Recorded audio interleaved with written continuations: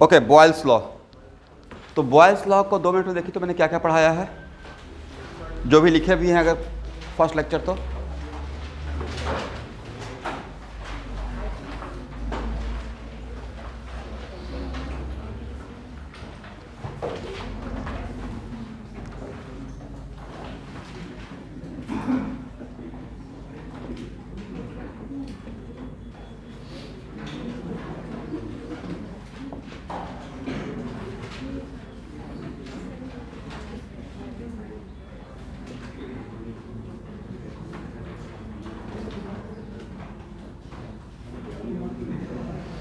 बात मत कीजिएगा।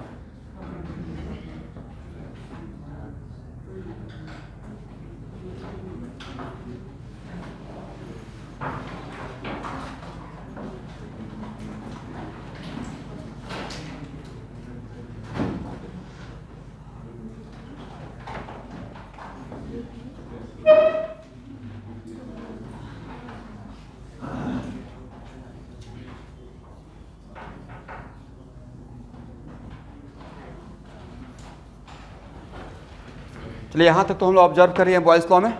बॉयल्स लॉ क्या था? P V equal to what? K. जहाँ पे के क्या है?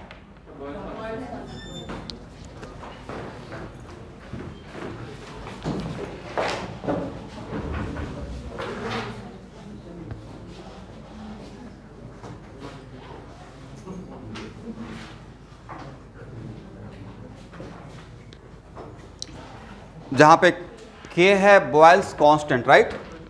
Is it boil constant is constant at all temperature? Yeah, it is constant at a given temperature.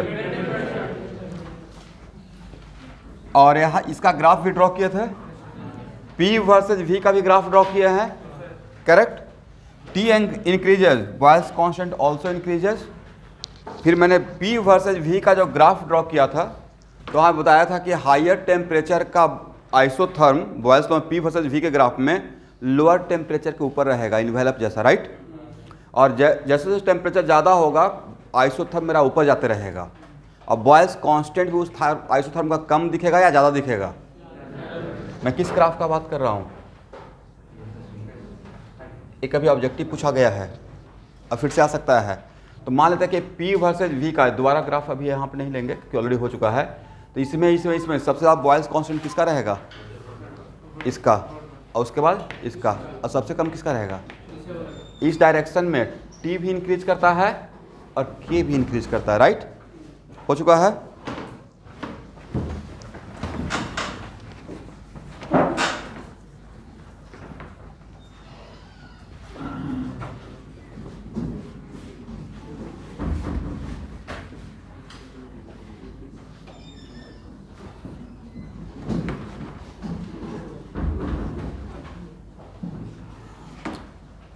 चलिए,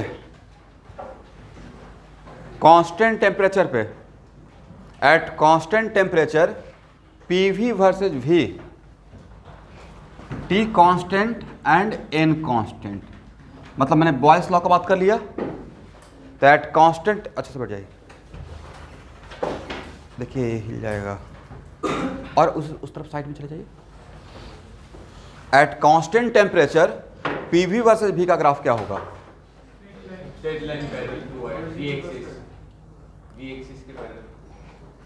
तो यस, यहाँ देखिएगा V इंक्रीज करेंगे but product of P and V पे फर्क पड़ेगा। PV कांस्टेंट है ना, ये तो कांस्टेंट है। V इंक्रीज करेंगे तो जितना अमाउंट से V इंक्रीज करेंगे उतना ही अमाउंट से प्रेशर क्या हो जाएगा? डिक्रीज हो जाएगा। ये ग्राफ रहेगा, ये भी आएगा, ठीक है?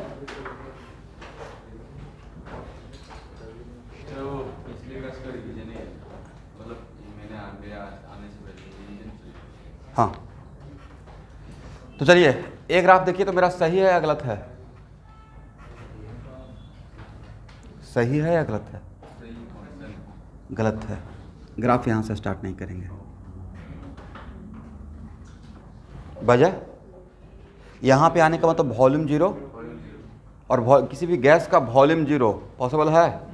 नहीं है। इसका मतलब इस ग्राफ को यहाँ से डॉटेड रखेंगे और यहाँ से स्टार्ट करेंगे, ठीक है? तो किसी का doubt P V versus V का ग्राफ पैरेलल रहेगा? वैसे ही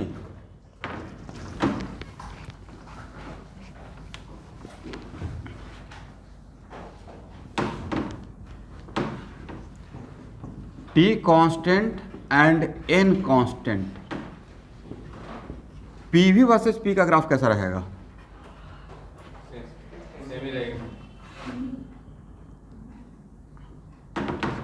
करेक्ट।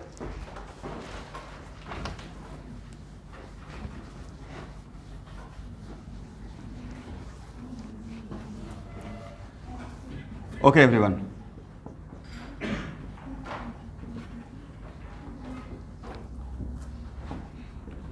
क्वेश्चन में मेंशन किया हुआ है for fixed amount of given gas, for fixed amount of given gas.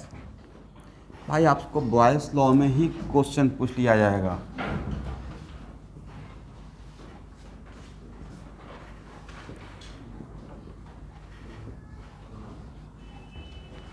तीन ग्राफ दिए हैं, first, second and third. First, second, third का आपसे टेम्परेचर का ऑर्डर पूछा जाएगा। इसका टेम्परेचर अगर T1, मैंने क्या किया है, सिर्फ n constant, right? T1, T2 and क्या ऑर्डर होगा?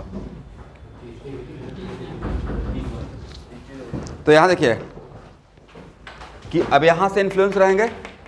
अगर PV वर्सेस V का ग्राफ अगर पैरेलल स्ट्रेट लाइन रहता है पैरेलल टू हॉरिजॉन्टल एक्सिस, इसका मतलब बॉयल्स लॉ का ग्राफ है, राइट? बट कितना ग्राफ इस तरह पर मैंने ड्रॉ कर दिया? 3। इसका मतलब है कि 3 ग्राफ है तो क्या सेम टेम्परेचर पर रहेगा? PV एक्चुअली है क्या? PV बाई K है, क्या है? Boyle's constant. तो अगर बॉयल्स, इसको मत हिलाइएगा, आइए आइए,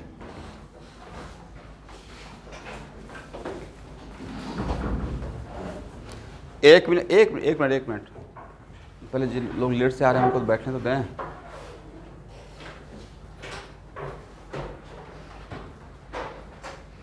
यहां देखिए, तो PV क्या है? Boyle's constant, right? बट अगर K कांस्टेंट रहता तो सिर्फ इन तीनों में एक वन स्ट्रेट लाइन रहता। इसका मतलब मेरा K वेरी किया, तो n कांस्टेंट करते हुए K वेरी कर रहा है। इसका मतलब क्या वेरी हो रहा होगा? 3 डिफरेंट टेम्परेचर पे मैंने एक्सपेरिमेंट किया है, राइट? इसका मतलब है कि A वैल्यू क्या है? PV K था ना, तो A है क्या? K3, A क्या है? K2। इस तरीके से आएगा नीट के बच्चे, ठीक है? तो K1, K2, K3 का रिलेशन क्या रहेगा? K3 greater than what? K2 greater than K1, और K3 रहेगा क्या? NR-T3 ग्रेटर देन, लिखिएगा NR-T1। क्या NR कैंसिल कर दें तो क्या हो जाएगा? T3 greater than T2 greater than T1। तो नहीं लगता कि इस तरीके से डिफरेंट तरीके से आपसे पूछा जा सकता है?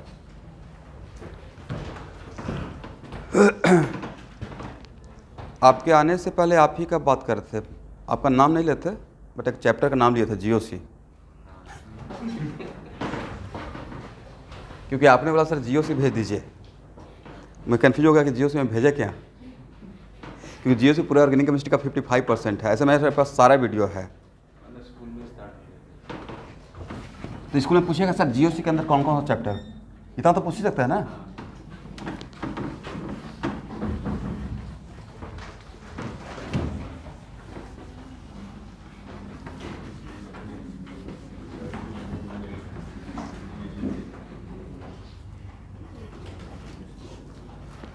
कोई सीनियर यहाँ पढ़ के गए होंगे तो उनसे एक बार पूछिएगा कि राकेश सर GOC ऑर्गेनिक किस लेवल पढ़ाते हैं? IIT एडवांस से भी ज़्यादा पढ़ाता हूँ। मतलब आपको जब कहीं पे अगर पहुँच गए अच्छे कॉलेज में, IJR वगैरह में, जहाँ पे बिल्कुल बेसिक साइंस होता है, तो फर्स्ट ईयर तक तो केमिस्ट्री मेरा ऑर्गेनिक मेरा नोट से काम चल जाएगा आपका, ठीक है? लेकिन इट टेक्स टाइम, इसलिए अगर बहुत जल्दीबाजी कीजिएगा और कितना भी आप बोलते रहिएगा, मैं अपने तरीके से ही पढ़ाऊँगा। और मेरे पास वीडियो लेक्चर है, जो भी मांगेंगे सारा दे दूँगा, उसको फॉलो करते रहिए। क्योंकि भाई ऑर्गेनिक बहुत डिसाइडिंग फैक्टर है कॉम्पिटिटिव एग्जाम के लिए, उसके साथ बिल्कुल मजाक नहीं कर सकते हैं। और हम लोग का बिल्कुल राइट डिसीजन रहा कि सुबह शाम क्लास को बढ़ा लिए, क्योंकि अभी जो माहौल बन रहा है उसमें हो सकता है कि ऑन ट्रैक एग्ज़ाम होते रहे, ऑन टाइम। जैसे मैं अभी बोल रहा हूँ ना कि जुलाई वगैरह, बट ये तो हम लोग के हाथ में है नहीं। इसलिए क्लास के सिलेबस को सुबह शाम क्लास लेकर बढ़ा लिए, वो बहुत सही डिसीजन किए। थोड़ा हेक्टिक है बट ऑन टाइम फिनिश हो जाएगा, ठीक है। चलिए स्टूडेंट, अब यहाँ देखिए फिर से अगेन,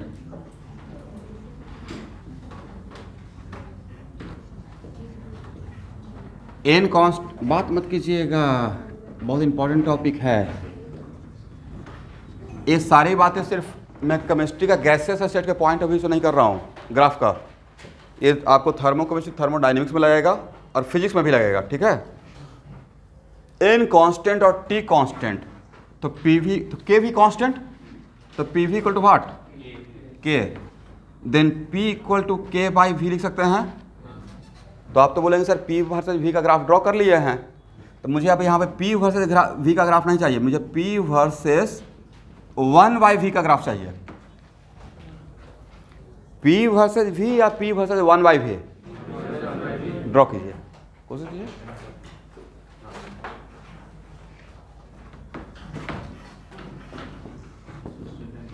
तो जिसका वर्सेस जिसका बोलते हैं, तो P वर्सेस क्या बोला मैंने, 1/v। तो भाई इसको मान लेना है बाई, क्या मान लेना है, इस पूरे को क्या 1/v को क्या मान लीजिए।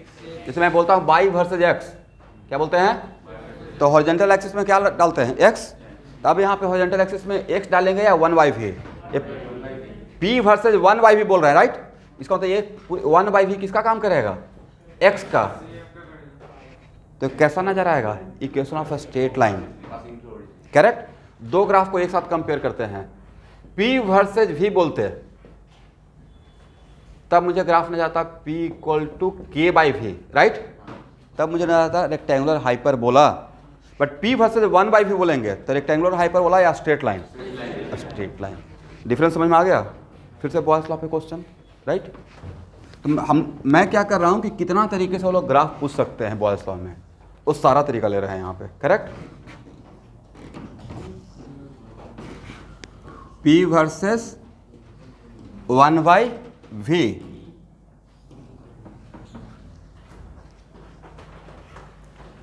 पीछे का स्टूडेंट यहां तक नजर आ रहा है।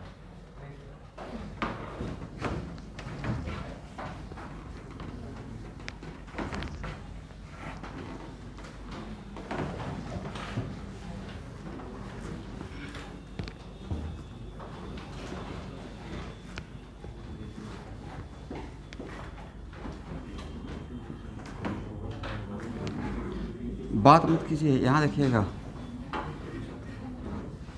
अब सही है, ये ग्राफ सही है या गलत है, गलत है। क्यों गलत है, क्योंकि यहाँ पे आएंगे तो भी क्या रहेगा, 1/v0, 1/v और 1/v0 मतलब भी क्या, इन्फिनिटी, इनडिटरमिनेट फॉर्म।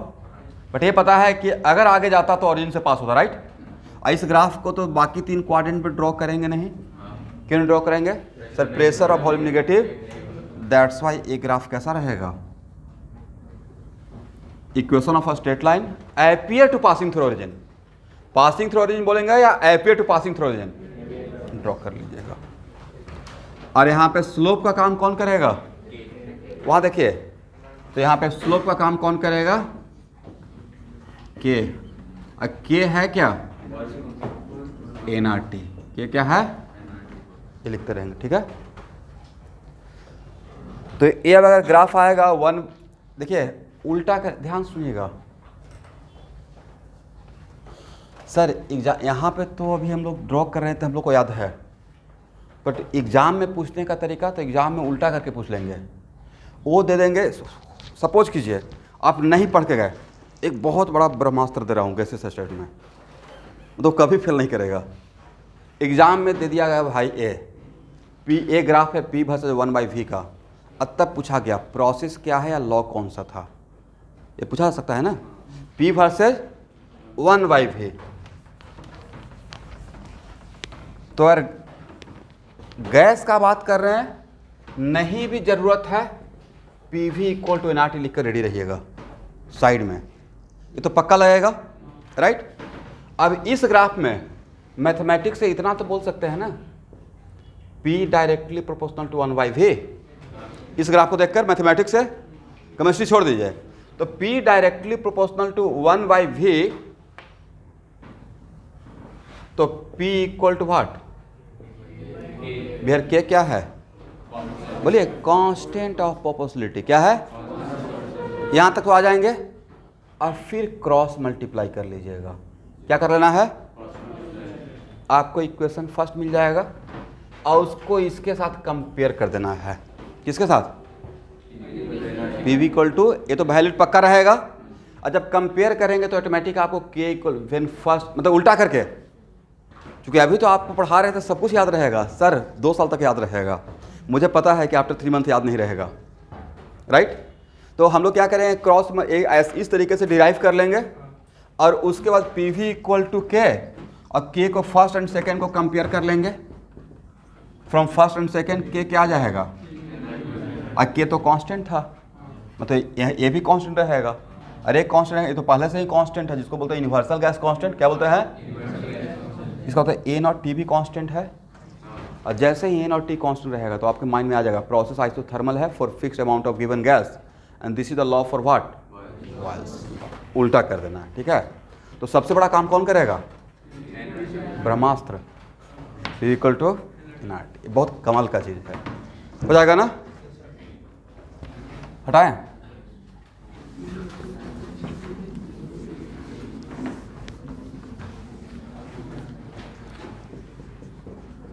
यहाँ देखना है भाई,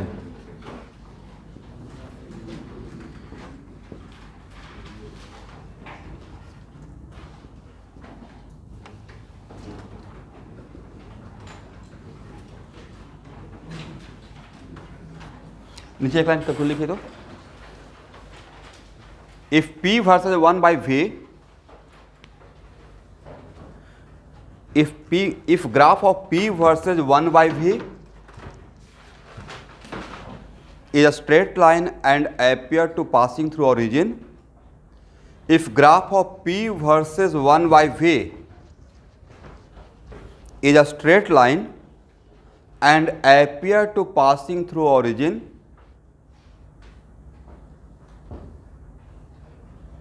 then this is the graph of Boyle's law.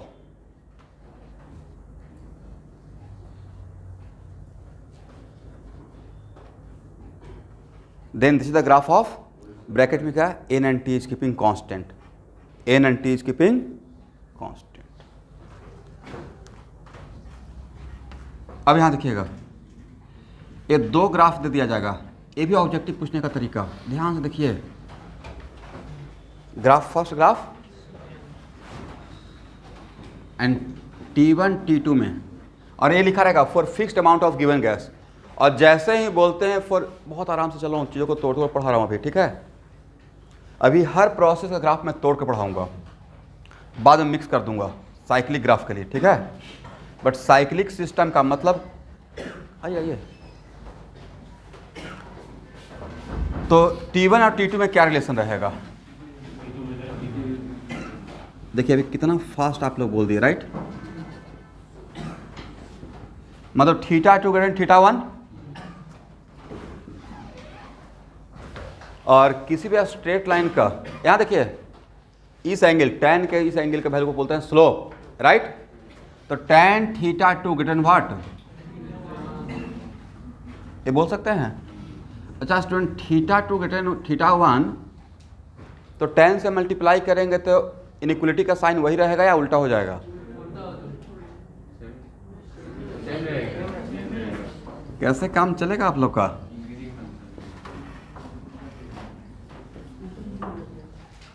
Zero से 90 के बीच में थीटा इंक्रीज होता है तो tan का वैल्यू भी इंक्रीज होता है, ये राइट। ये मैं मैथमेटिकल टूल का फर्स्ट क्लास में पढ़ाया हूँ, फिजिक्स जो यहाँ पे कर रहे हैं। अच्छा, θ2 ग्रेटर θ1 और cos से मल्टीप्लाई करते तो इक्वलिटी वही रहता है या उल्टा हो जाता, cos के केस में जैसे उल्टा होता है 0 से 90 के बीच में, थीटा इंक्रीज है, वैल्यू ऑफ cos डिक्रीज है। तो इस बात का ट्रिगोमेट्री में ख्याल रख लीजिएगा, ओके। चलिए, और ये क्या था, M2 ग्रेटर देन M1 और M2 क्या था भाई? K2 greater than A0, T2 greater than A0। इतना तरीके से क्वेश्चन पूछा हुआ है, ठीक है। तो T2 ग्रेटर देन, ठीक है ना।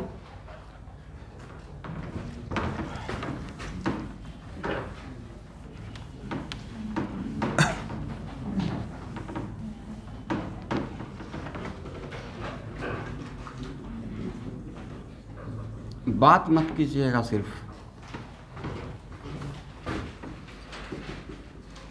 n कांस्टेंट t कांस्टेंट, तो डायरेक्टली बोलना चाह रहे हैं for fixed amount of given gas at constant temperature draw the graph ln log p versus log v।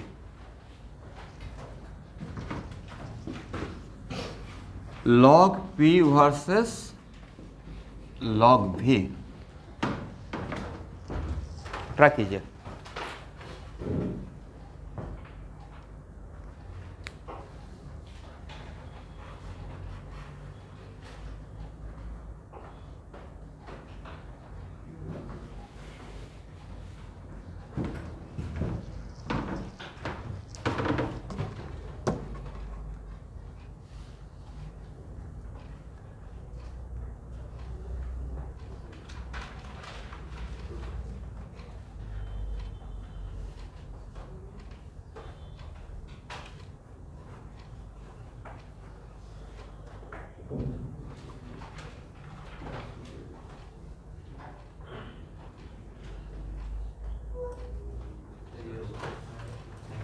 एक मिनट,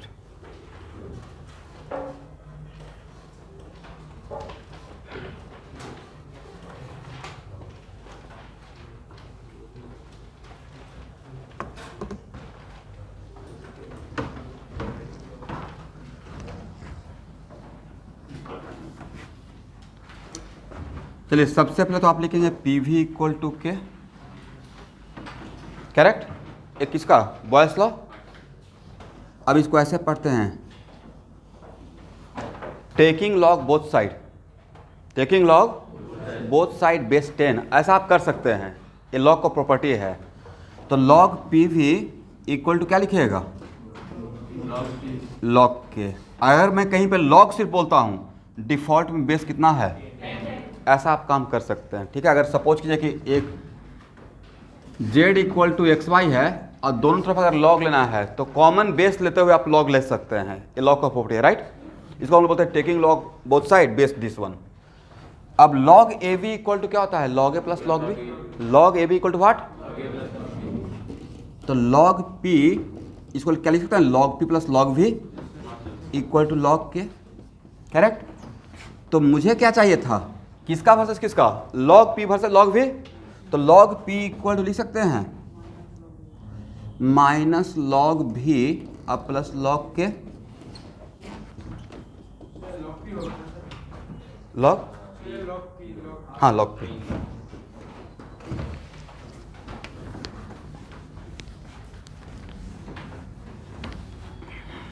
यहां देखिए,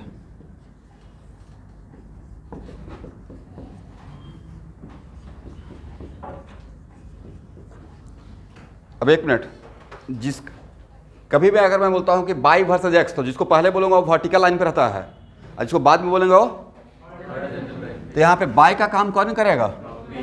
पूरा बाई का काम लॉग पी करेगा, राइट। ये हो गया बाई, जस्ट लाइक। अब पूरा एक्स का काम कौन करेगा? और ये हो गया इंटरसेप्ट। तो मान लेते हैं y equal to minus x plus 3 रहता है, बाई इक्वल टू व्हाट? तो एक ऐसा equation, linear equation, and all linear equation represent what?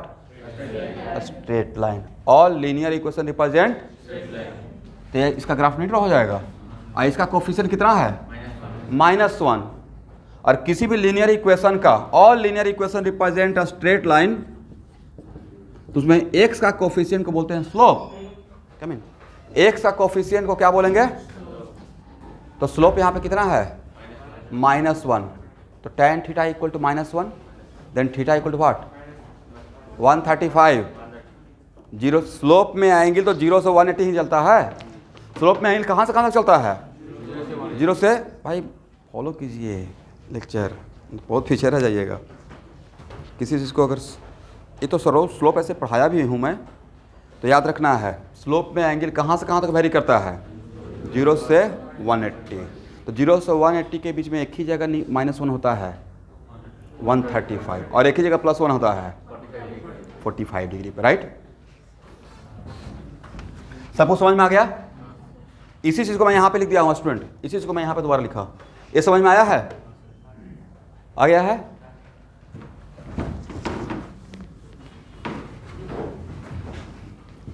कोई भी स्टूडेंट अगर मेरा मैथमेटिकल टूल जो क्लास 11 में पढ़ाया हूँ अगर सच में फॉलो कर लेगा तो बच्चा टाइप सिखाया गया है वहाँ पे, इसलिए प्लीज़ फॉलो इट। वहाँ के बाद पूरा स्लोप का ज्ञान मिल जाएगा। 2 क्लास तो स्लोप ही पढ़ाए थे, सिर्फ m tan theta.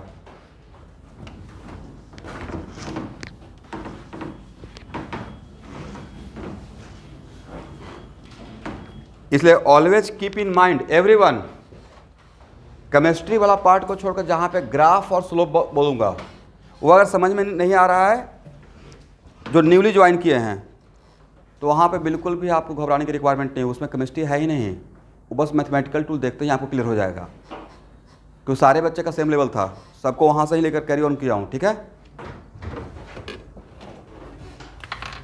But there से कोई भी आया है तो थोड़ा पेशेंस रखना पड़ेगा। अचानक से अगर सोच नहीं एक बात कैच कर लीजिएगा तो मैथमेटिक्स जहाँ पे रहेगा वहाँ पे आपको उस चीज़ को कोप अप करना पड़ेगा।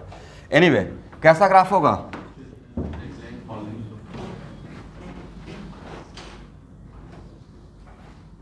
तो बोलिए, ए हो गया log p,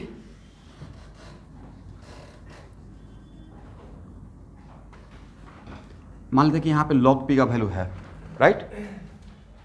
तो यहाँ से ऊपर जाए या नीचे आए? क्यों? ऊपर जाएंगे तो स्लोप पॉजिटिव हो जाएगा, नीचे आएंगे तो स्लोप निगेटिव हो जाएगा। ये आएगा एग्जाम में, ठीक है। और ए एंगल कितना रहेगा? क्योंकि स्लोप कितना था? -1। तो tan थीटा इक्वल टू वाट? तो थीटा इक्वल टू कितना? 135।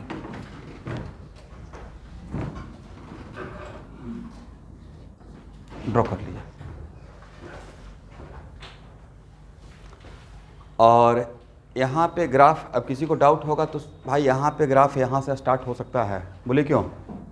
लॉग का थोड़ा बहुत तो प्रॉपर्टी जानते होंगे। log 1 कितना होता है? 0। तो v का वैल्यू 1 यूनिट हो सकता है। दैट्स व्हाई मैंने यहाँ पे डॉटेड नहीं किया, बिल्कुल सॉलिड लाइन रखा, राइट। ये ग्राफ है। ये ग्राफ नीचे जा सकता है, नहीं जा सकता है? इस केस में ग्राफ नीचे भी जा सकता है, राइट। तो डैम्स योर लॉग का ग्राफ में ऐसे देखे हैं, प्रेशर का वैल्यू 1 से कम रहेगा तो वैल्यू क्या हो जाएगा लॉग का? निगेटिव। दैट्स व्हाई इसमें नीचे भी जा सकता है। बट मैं बोलता हूँ कि इतना भी याद रखिए ना, ये भी काफ़ी आपके लिए हो जाएगा। पहले तो हम लोग p = 1/v पे ही थे या k/v, उसके बाद स्लोप भी तो पढ़े हैं p वर्सेस v के ग्राफ में, राइट। तो लॉग ए ग्राफ भी पूछा हुआ है, इसको भी केयर कीजिएगा, ठीक है। बट देखिए ऑल ऑफ सडन एग्जाम में आता है कि n कांस्टेंट, t कांस्टेंट और log p versus log v होता, तब पजल होता कैसे होता। मैंने क्या किया, pv = क्या कर दिया और उसके बाद क्या किया, दोनों तरफ log लिया, इक्वेशन डेवलप किए, राइट। समझ में आ गया है? चलिए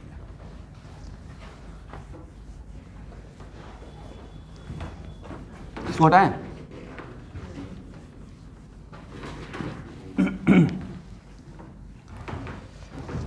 चलिए स्टूडेंट यहाँ देखिए,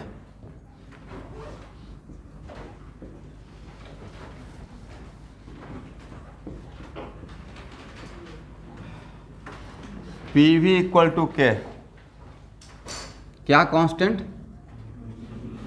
n constant and t constant. तो अगर n और t दोनों को कांस्टेंट रखा जाए तो क्या हम लोग बोल सकते हैं P1 V1 = P2 V2। t constant है, n और t दोनों कांस्टेंट है, k तो चेंज नहीं होगा। इसका मतलब P1 V1 must be equal to what? P2। इसको लिखिए। तो P1/P2 इसको कहीं कहीं पे ऐसे भी लिखा रहेगा V2/V1। n and t is keeping constant, correct है।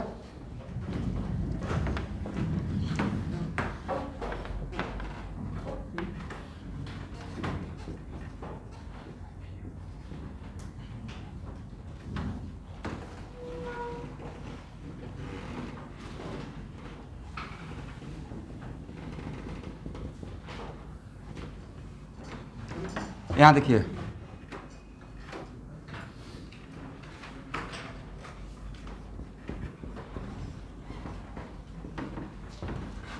सपोज कीजिए कि एक कंडक्टिंग वॉल है, क्या है? तो कंडक्टिंग है, इसका मतलब बाहर का और अंदर का टेम्परेचर सेम रहेगा, राइट? और ये फ्रिक्शन लेस पिस्टन है, कैसा piston? Friction less and light piston. Light piston का, लाइट ऐसे रहेगा नहीं, बट फिर भी हम लोग मान लेते हैं लाइट पिस्टन। तो लाइट पिस्टन का मतलब क्या? आप लोग इतना तो टर्म सुने होंगे, लाइट पुली, राइट? तो लाइट पुली का मतलब मास को क्या मान लेते हैं? लग रहा है मास 0 रहेगा, नहीं रहेगा, फिर भी आइडियली क्या मान रहे हैं? Light piston. तो एन यहाँ पे कांस्टेंट पिस्टन लगा हुआ है, तो यहाँ का गैस यहाँ पे ही रहेगा, right? And T is also keeping constant. तो अगर प्रेशर को यहाँ पे फोर्स लगाकर pressure becomes 6 atm, then volume becomes what?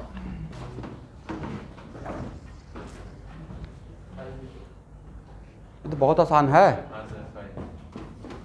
ये तो बच्चा टाइप क्वेश्चन है। P1 V1 equal to what? P2 V2, right? P1 कितना है?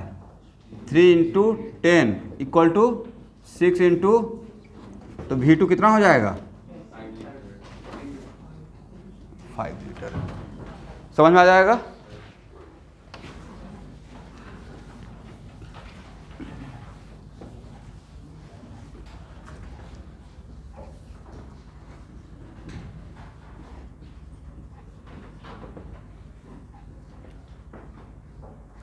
ये क्वेश्चन 5 टाइम्स रिपीट हुआ है जो मैं भी दे रहा हूँ, और 2 साल 3 साल पहले नीट या जेईई में आया हुआ है, तो दोबारा आ सकता है सेम कॉन्सेप्ट पे।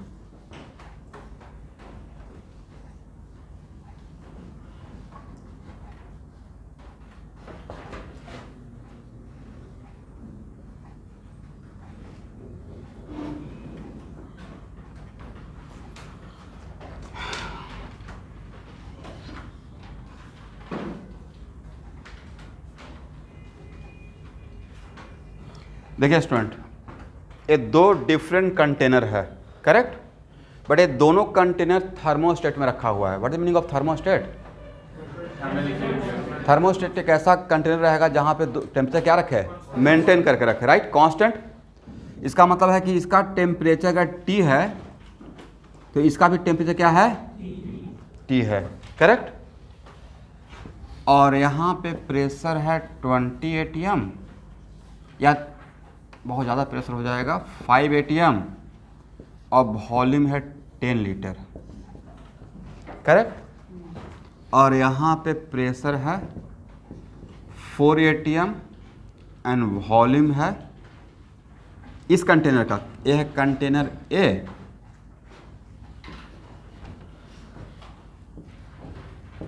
ये है कंटेनर B, 6 लीटर। कौन सा गैस है? मान लेते हैं गैस का नाम ही दीजिए, यहाँ पे गैस A है, मुझे नहीं मतलब है। जब बॉयज तो पढ़ा रहे थे तो वहाँ पे किसी गैस का नाम दिया था क्या? For fixed amount of any gas, fixed amount of what? Any gas, correct? और दोनों का टेम्परेचर डिफरेंट है या सेम है? एक क्वेश्चन मेंशन था, राइट? और ये क्या है? वाल्व। अरे नैरो पाइप है। नैरो पाइप बोलने का मतलब कि यहाँ के वॉल्यूम को इग्नोर कर सकते हैं। यहाँ पे जो भी गैस फंसा हुआ रहेगा उसको क्या करना? सिंपली इग्नोर कर देना है। तो क्वेश्चन है कि अगर इस वाल्व को ओपन करेंगे और T कांस्टेंट रखते हुए तो इक्विलिब्रियम प्रेशर क्या रहेगा? और एक minute, what is the quality of fluid? Fluid का क्वालिटी होता है हाई प्रेशर से लो प्रेशर में बाय इटसेल्फ। जैसे हाई प्रेशर से लो प्रेशर, जैसे हीट का क्वालिटी क्या होता है? हायर टेम्परेचर से लोअर टेम्परेचर फ्लो करना। वैसे ही फ्लूइड का क्या क्वालिटी है? लो प्रेशर से हाई, बड़ा कंटेनर से छोटा कंटेनर में जाएगा, या हाई प्रेशर से लो प्रेशर है? हाई प्रेशर से। देखते नहीं हम लोग टायर में हवा दिलवाने जाते हैं, तो अगर मेरे टायर का प्रेशर ज़्यादा रहेगा उधर कम रहेगा तो कहाँ, क्या उल्टा फ्लो हो जाएगा ना, राइट? तो वहाँ से यहाँ होने के लिए क्या करना पड़ेगा? वहाँ का प्रेशर ज़्यादा और मेरे यहाँ पे प्रेशर क्या रहेगा? कम रहेगा। Find out equilibrium pressure. कोई भी गैस से नहीं मतलब है, एनी गैस, क्योंकि बॉयल्स में तो मैंने मेंशन किया ही नहीं कि कोई कौन सा गैस का काम कर रहा है, राइट? मेंशन किया था।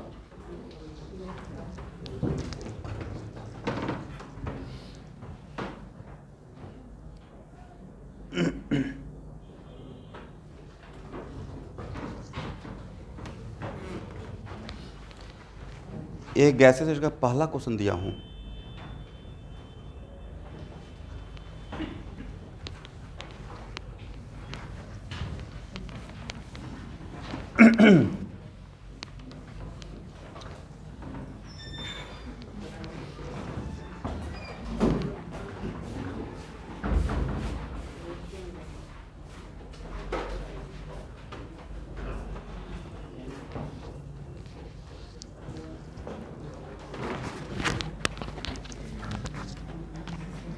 चलो ट्राई करेंगे,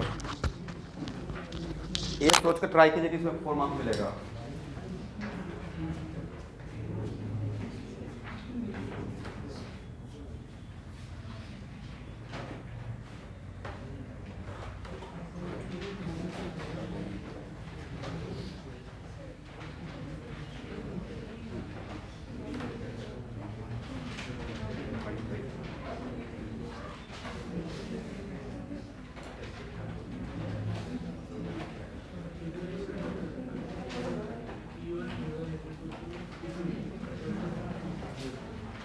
यहाँ देखिएगा, दोनों कंटेनर का temperature all the time is keeping constant.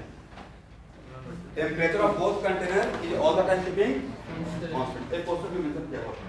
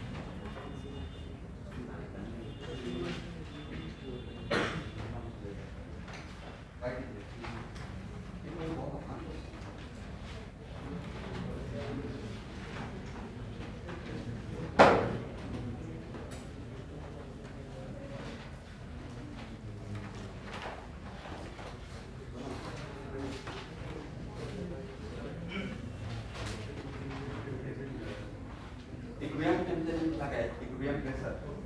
I don't find pressure.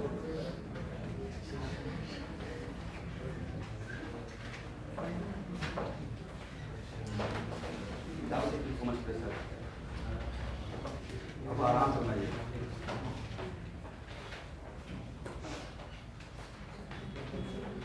आज चीज़ों को बहुत कॉम्प्लिकेटेड करके नहीं सोचना है, बहुत इजी वे में सोचिए।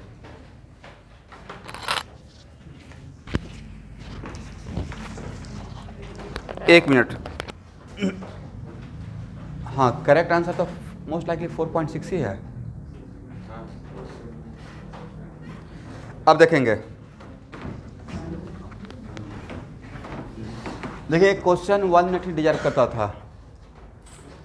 अब एक मिनट, इसको 2 मेथड से बना देता हूँ आपके लिए।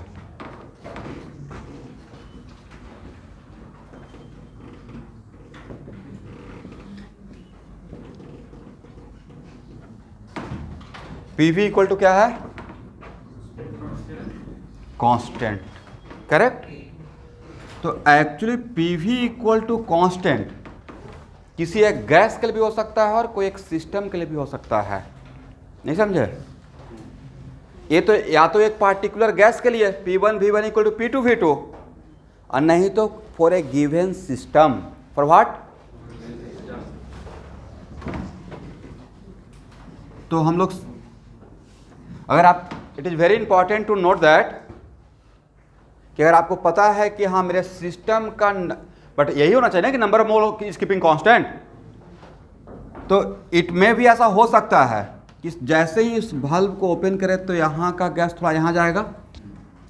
एक मिनट, कहाँ गैस कहाँ जाएगा? भाई यहाँ का यहाँ देखना है एवरीवन,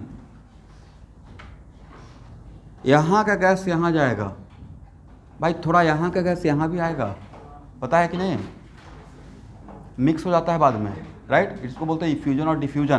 क्या बोलते हैं, बाद में पढ़ेंगे, Graham's law of effusion and.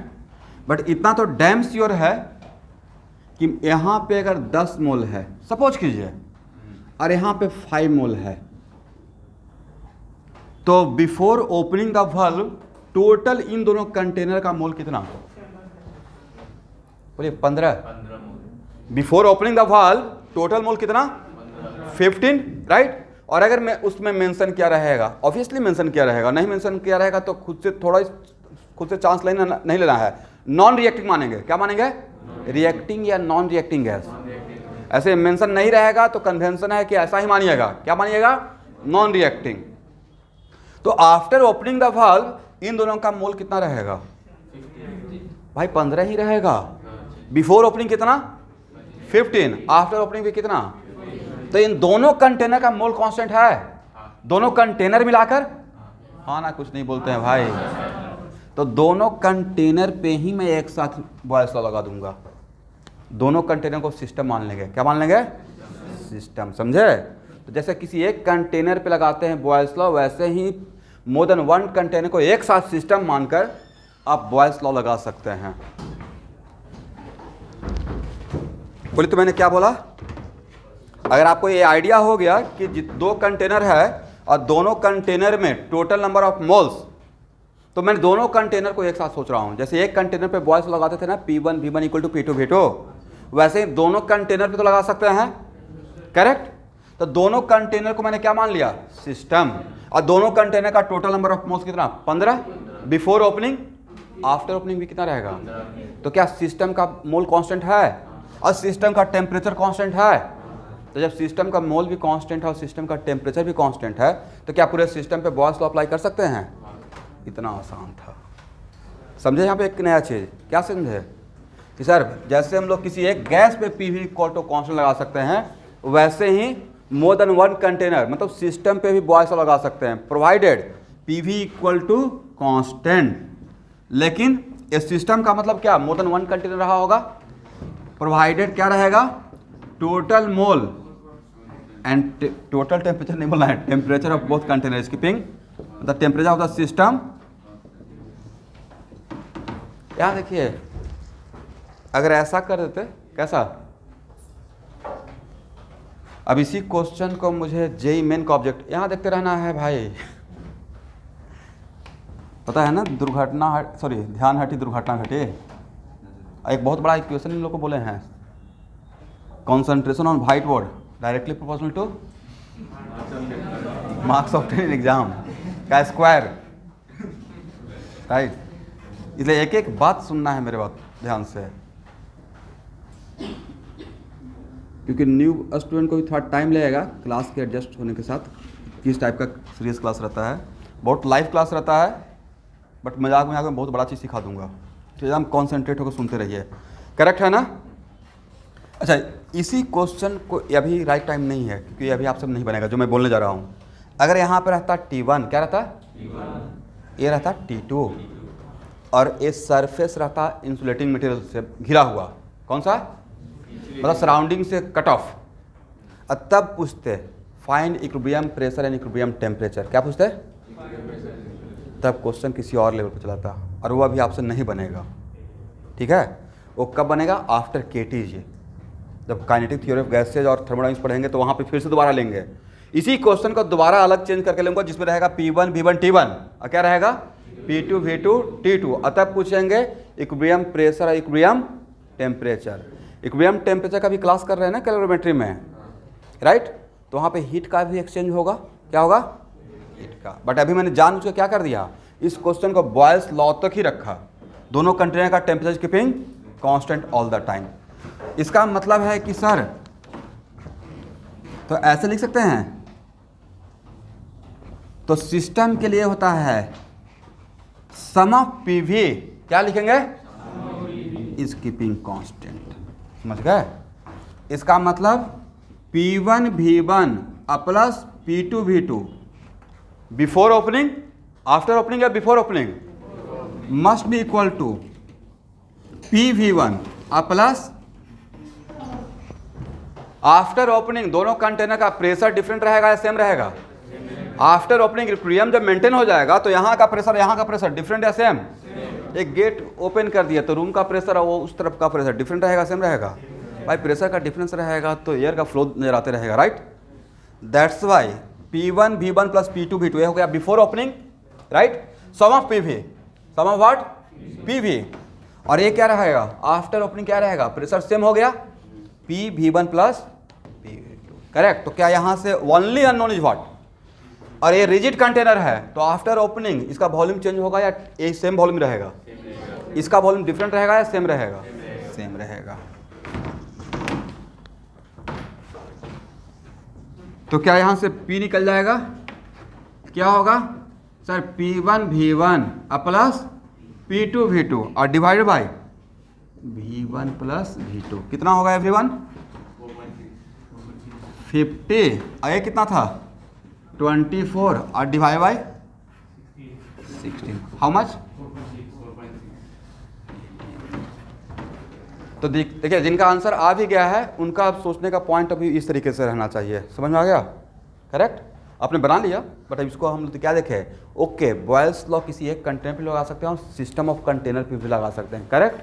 क्योंकि बॉयल्स लॉ का स्टेटमेंट ही है N and T is keeping constant, right? तो PV इज कांस्टेंट, तो अब यहाँ पे हम लोग कर रहे हैं sum of PV is also constant, right? हो जाएगा ना?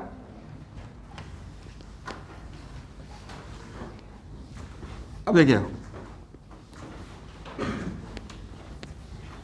वो लोग 2 कंटेनर दिए हैं, अब हम लोग इस चीज को और जनरलाइज कर लेंगे, हम लोग 3 कंटेनर ले लेंगे, right?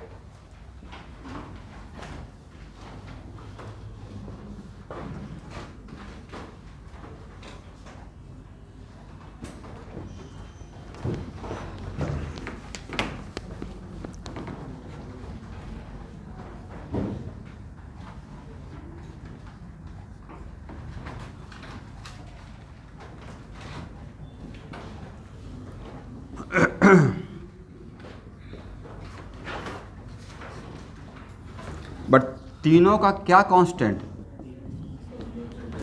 Yes, P1 V1 P2 V2 generalise करते हैं P3 V3। मुझे नहीं पता है कि P1 V1 P1 P2 P3 में किसका प्रेशर ज़्यादा है या कम है, ये मुझे नहीं पता है, राइट? करेक्ट?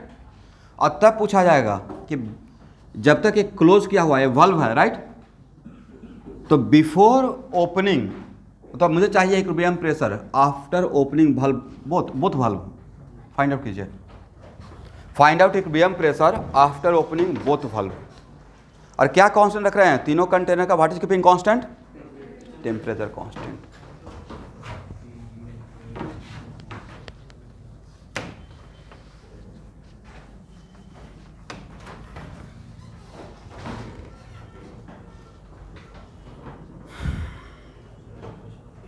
ये तो एक लाइन का सॉल्यूशन हो गया। क्या कीजिएगा? P1 V1 P2 V2 और क्या? P3 V3 equal to what? PV1 PV2 तो क्या यहाँ से इक्विलिब्रियम प्रेशर नहीं निकल जाएगा? P1 V1 plus P2 V2 plus P3 V3 और divide by V1 plus V2 plus P3। This is answer, right?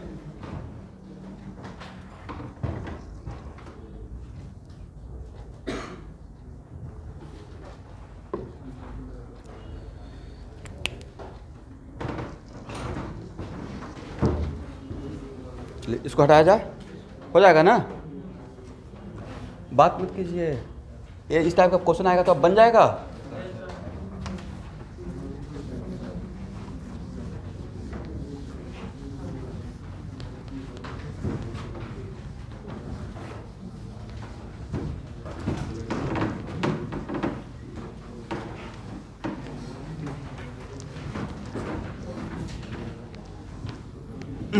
यहाँ देखिए, इसी क्वेश्चन यहाँ ध्यान से देखिएगा।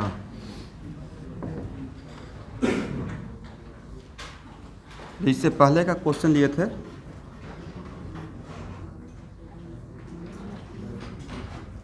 बात कीजिएगा तो बिल्कुल समझ में नहीं आएगा।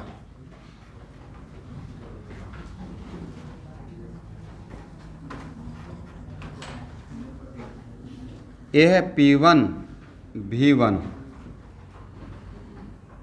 P2 V2, correct. और दोनों का what is keeping constant? T is keeping constant, correct. अच्छा स्टूडेंट बताइए, मान लेते हैं कि यहाँ पे 10 मोल है, करेक्ट, और यहाँ पे 5 मोल है। तो before opening the valve total mole कितना है सिस्टम का? बोले 15। After opening is it compulsory कि यहाँ पे 10 मोल रहेगा? क्यों नहीं 10 रहेगा? वॉल्यूम तो सेम है। मैं जानबूझ के कंफ्यूज कर रहा हूँ। मान लेते हैं कि P1 ग्रेटर देन P2 है, क्या है? P1 ग्रेटर देन P2, तो जब वाल्व ओपन करेंगे तो यहाँ का थोड़ा गैस यहाँ जाएगा ना, करेक्ट। तो यहाँ का गैस अगर यहाँ जाएगा तो भी इसलिए यहाँ पे मोल कम होगा। गैस जा रहा है मतलब मास का फ्लो हो रहा है, right. That's why is it compulsory. तो यहाँ से मान लेते हैं कि यहाँ से इसका 10 मोल था, यहाँ से 5 मोल था, ओपन किए तो यहाँ से 2 मोल यहाँ चला गया, तो यहाँ पे कितना बचा? यहाँ पे कितना रहा? 8 + 7 कितना? 10 + 5 कितना? इसका मतलब क्या है?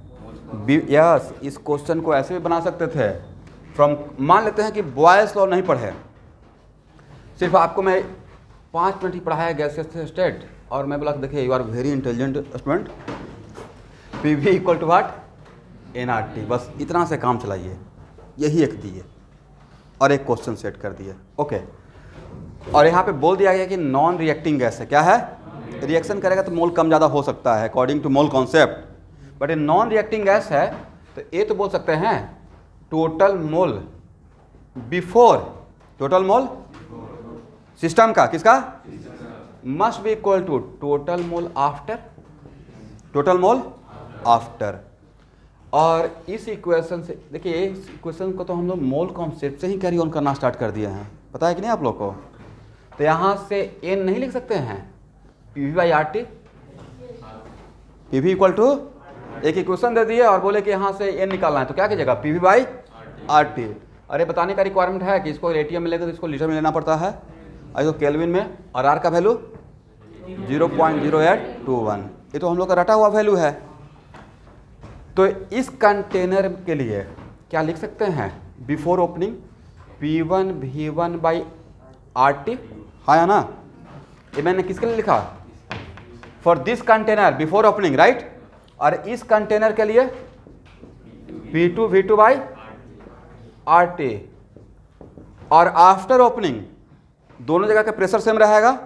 तो आफ्टर ओपनिंग इस कंटेनर के लिए, इसका मतलब कहने का सेंस ये हुआ कि मैं एक काम करने जा रहा हूं, N1 + N2 equal to what? N1 dash plus N2 dash. Before opening इसमें नंबर ऑफ मोल क्या है? N1, इसमें नंबर ऑफ मोल क्या है? N2। आफ्टर ओपनिंग इसमें N1 नहीं रहेगा, बट ये पता है कि दोनों का सम सेम रहेगा, राइट। तो इसको N1 डैश मानते हैं, इसको क्या मानते हैं? N2 dash. इसके बदले लिख सकते हैं P1 V1/RT plus, online student सबको समझ में आ रहा है, P2 V2/RT equal to PV1/RT plus PV2/RT। RT और RT आपस में क्या हो गया? अल्ले देकर दिखा क्या? जो पहले दिख रहा था वही तो दिखा, P1 V1 plus P2 V2 equal to what? PV1 plus, but सोचने का पॉइंट ऑफ व्यू अलग हो गया। नहीं, ऐसे भी कर सकते हैं, ये सेकंड मेथड है, लिख लीजिए।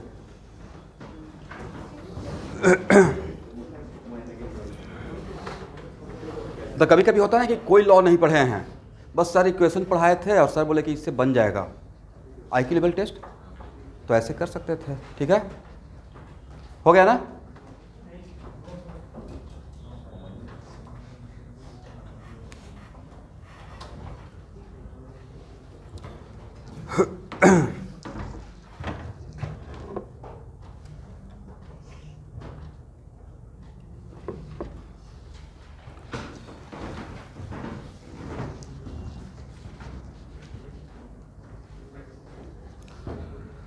लिखने पे बोलना है। हो गया?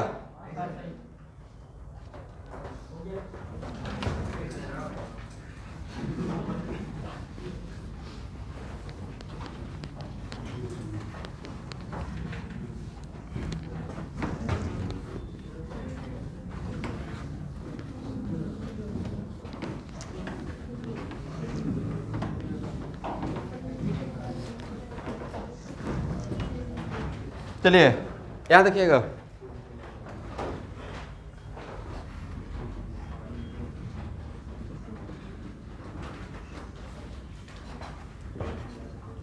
क्लास में अगर सब लोग आपस में फ्रेंड लोग बैठते भी हैं तो ये सोचकर बैठिए कि आप एक दूसरे को नहीं जानते हैं।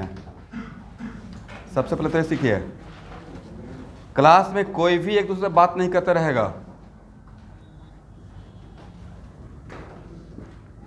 मेन एग्जाम में बात करने दिया जाता है? ऐसा कि सब लोग मिलकर एग्जाम देते हैं, एक साथ टॉप करेंगे, हम साथ साथ हैं। भाई मेन एग्जाम थोड़ी कैटलिस्ट के एग्जाम में ही अलाउ नहीं करेंगे। पहला तो फर्स्ट हम दिया है ना, क्या बात किया जा रहा था।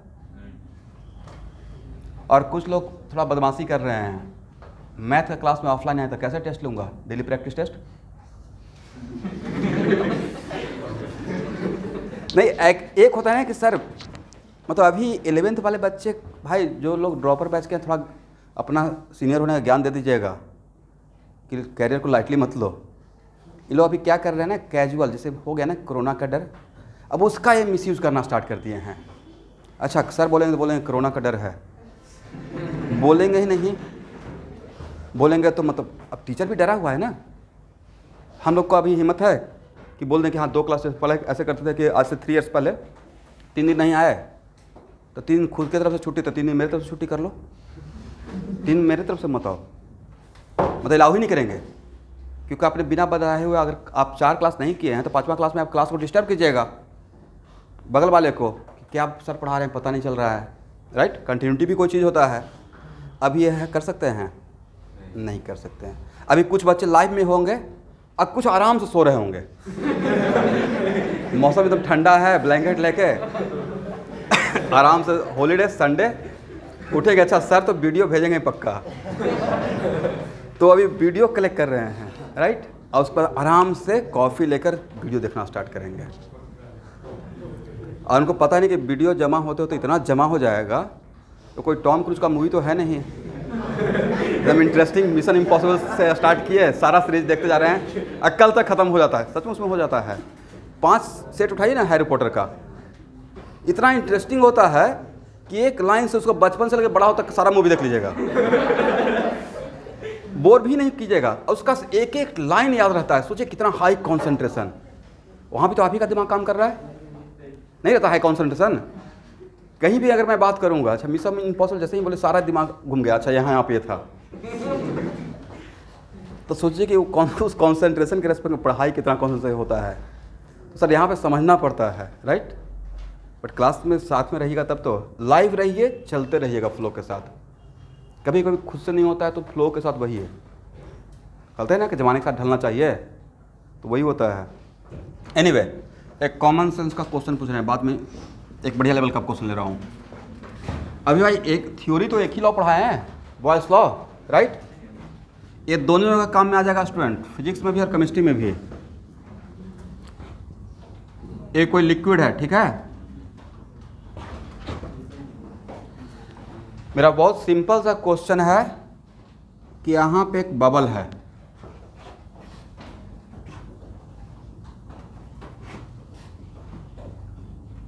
करेक्ट। ये बबल सरफेस पे आएगा तो इस बबल का साइज छोटा होगा या बड़ा होगा?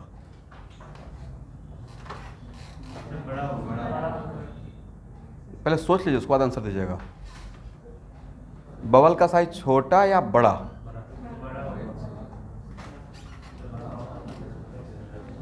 तो आपको क्या लगता है, या सेम रहेगा?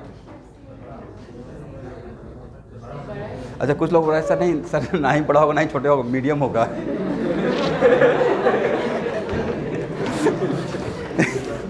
We are so innovative, right. Okay, और ये मेंशन किया हुआ है कि ये कोई लेक है या तालाब या डिग्री पुगड़ी का तालाब है ना एक वहाँ पे। तो यहाँ से यहाँ तक, भाई मैं भी गुवाहाटी में ही रहता हूँ, मुझे भी पता है। अभी मत बोलिए कि यहाँ उज्जैन बाजार का ब्रह्मपुत्रा किनारे नहीं गए हैं, ऑब्वियसली गए हैं। 14 ईयर्स हो गया राइट असम में।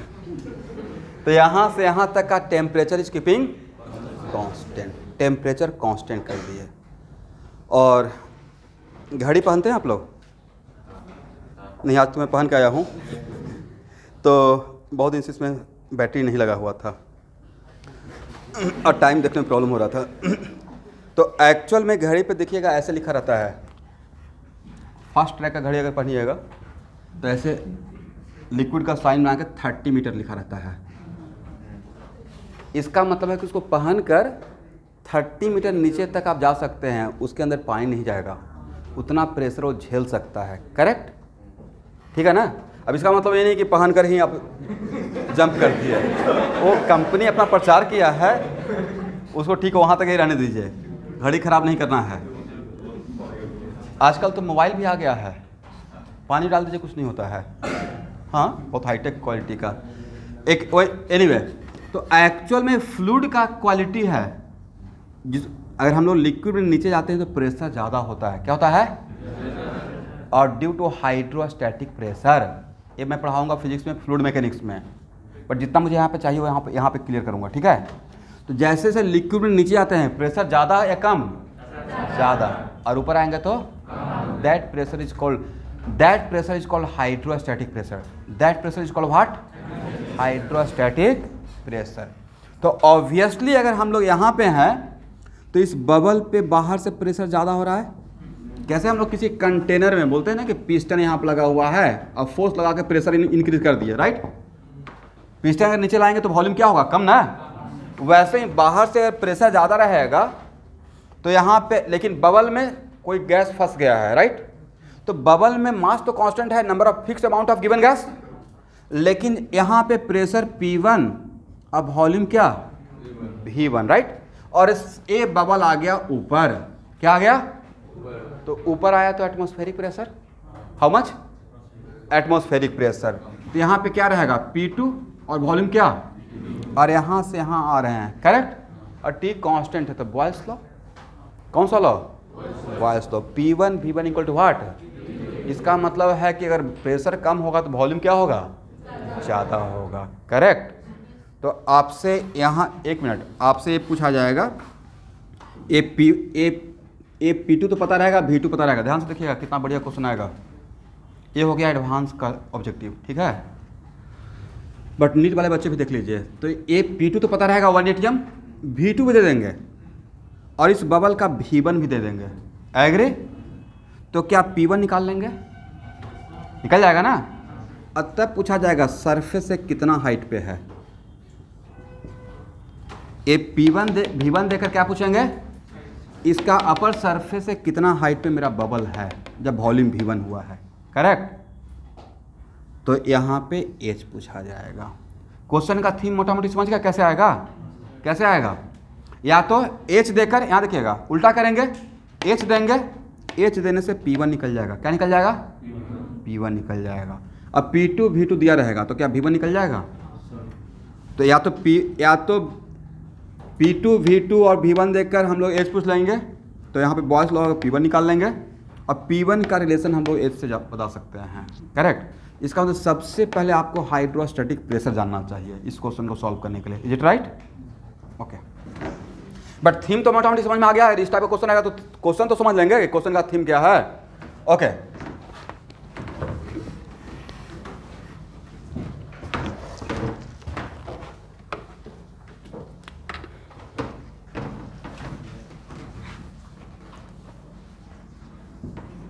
यहाँ देखेंगे सब लोग।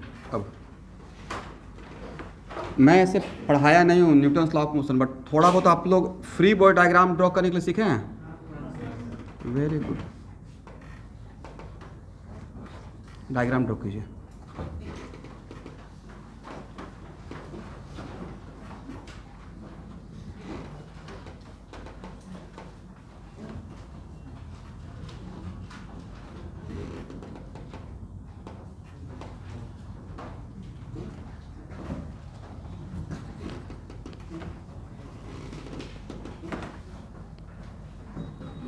और ये मेरा अपर सरफेस ऑफ द लिक्विड है, क्या है? अपर सरफेस ऑफ लिक्विड।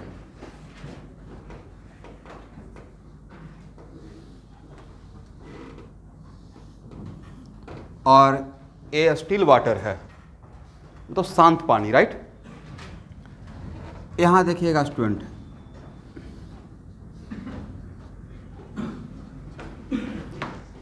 और it is very important to note that, मान लेते हैं कि लिक्विड का भी लेयर बटा रहता है, फ्लूइड का भी क्या रहता है? लेयर।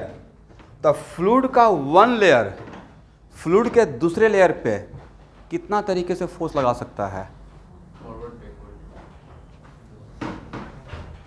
यहाँ देखिए, एक कोई ब्लॉक यहाँ पे रखा हुआ है, करेक्ट? तो इस ब्लॉक और इस सरफेस के बीच में मैंने पढ़ाया नहीं है, बट कितना टाइप का कांटेक्ट फोर्स?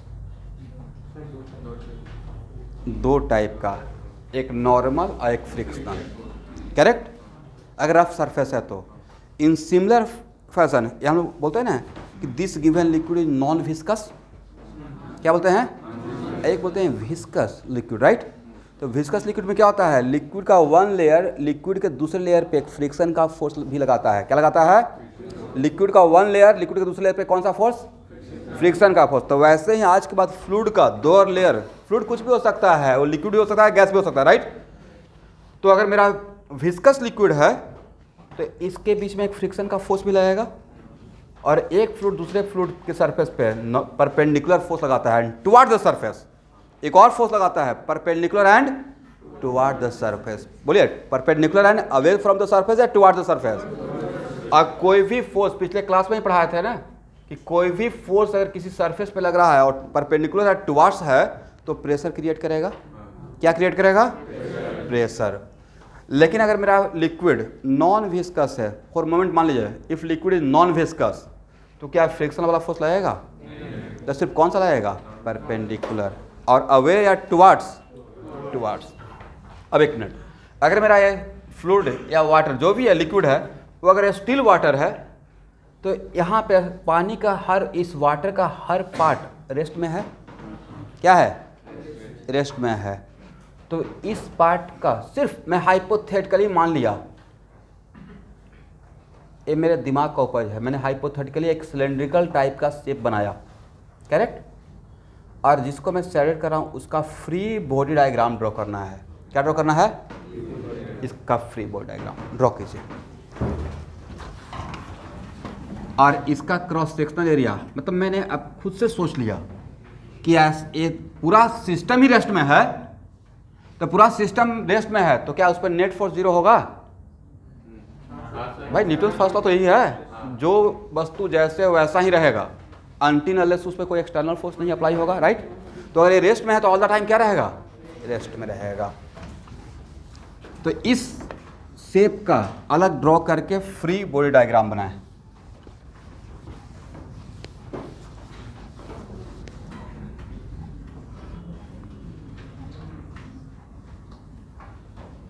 चलिए स्टूडेंट, इसको ऊपर क्या है? बोलिए एयर, एटमॉस्फेयर, वैक्यूम नहीं है,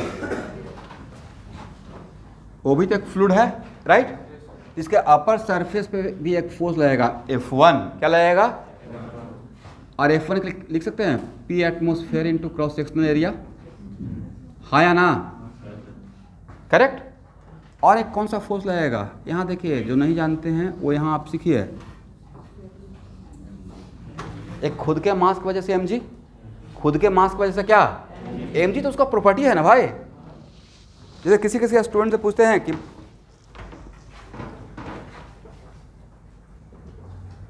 कि ये ब्लॉक है, इस पे mg किस पे लग रहा है, तो उनको लगता है कि मैं पढ़ाऊंगा, अभी एक भी क्लास नहीं लिया हूँ, उनको लगता है कि अच्छा इसका जो mg है इस सरफेस पे लगेगा। ये सही है? नहीं भाई, मेरा मास उसका एंजॉय मैं करूँगा, राइट? तो mg किस पे लगता है? कौन लगाता है? अर्थ। और किस पे लगाता है? उस बॉडी पे। इसका मतलब है कि इसका कुछ मास भी रहा होगा, करेक्ट? तो ऑब्वियसली, और ये रेस्ट में है, एग्री? तो दोनों फोर्स तो डाउन वर्टिकल डाउनवर्ड डायरेक्शन में हो गया, अरेस्ट में है तो इसको काउंटर करने के लिए ऊपर की तरफ फोर्स रहेगा। अब आप में से बोल सकते हैं कि सर इस ये जो लाइन है इसके इधर भी तो फोर्स रहेगा, तो इधर के फोर्स ऑलरेडी काउंटर होते रहेगा। क्या होता रहेगा? काउंटर। करेक्ट। दैट्स व्हाई मैं सिर्फ वर्टिकल डायरेक्शन का दिखा रहा हूँ यहाँ पे। तो यहाँ पे भी एक फोर्स लगेगा, बट ये जो फोर्स लगाएगा वो कौन लगाएगा? इस लिक्विड का ये जो बॉटम का लेयर है उसके नीचे का लिक्विड, राइट? ए लेयर और ए लेयर, राइट? तो इसके जस्ट नीचे का लेयर है वो भी इस पर एक फोर्स लगाएगा, बट किधर? Perpendicular and towards. Perpendicular and towards. तो ये रहेगा F2 और इसका वजह क्या बनेगा? इस F2 का वजह क्या है? mg का वजह तो इसका मास है, F1 का वजह एटमॉस्फेरिक प्रेशर है, तो F2 का वजह क्या रहेगा? यहाँ का प्रेशर, यहाँ का प्रेशर। करेक्ट। और वो प्रेशर कौन क्रिएट करेगा? A liquid. कौन क्रिएट करेगा? Liquid. Agree?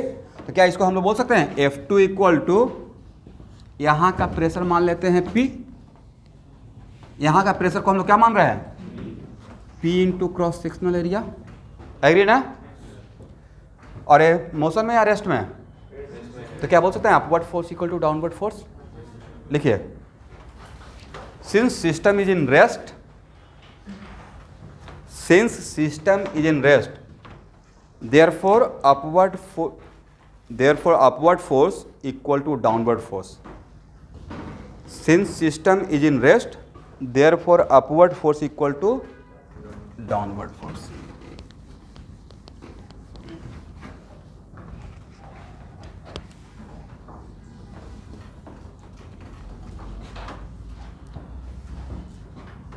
PA equal to P atmospheric pressure A plus what mg। Correct है ना? और m के लिख सकते हैं डेंसिटी इंटू वॉल्यूम। हाँ है ना? m equal to density into volume. Density किसका? इस लिक्विड का। डेंसिटी किसका? लिक्विड का। अब वॉल्यूम के बदले लिख सकते हैं cross sectional area into height. Cylinder का वॉल्यूम क्या होता है? Cross sectional area into height. तो m के बदले क्या हो जाएगा? बोलिए। इसको रो भी लिख सकते, डेंसिटी बोलते हैं, रो AH। m के बदले पुट कर दीजिए।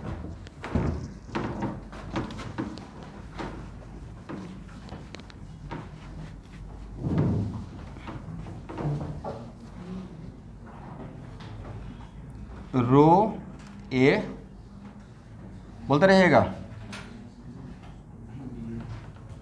PA equal to what? P atmosphere A plus rho AH g. जो कैंसिल होता है उसको कैंसिल कर दीजिए। तो P minus P atmosphere, what? P minus P atmosphere equal to what? Yes, rho GH।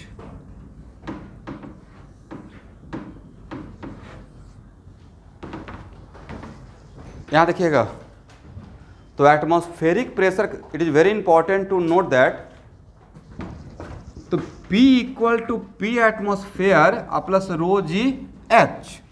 इसका और एच कहाँ से एच कहाँ से मेजर कर रहे हैं? Upper surface of the liquid, right? तो upper surface of the liquid के रेस्पेक्ट में जैसे जैसे नीचे जाएंगे वैसे वैसे एच बढ़ते रहेगा, तो प्रेशर कम होगा या ज़्यादा होगा? ज़्यादा होगा।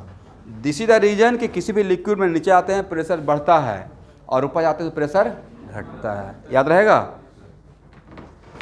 और एक क्वांटिटी, और यहाँ देखिएगा, तो इसमें लिक्विड का कंट्रीब्यूशन क्या?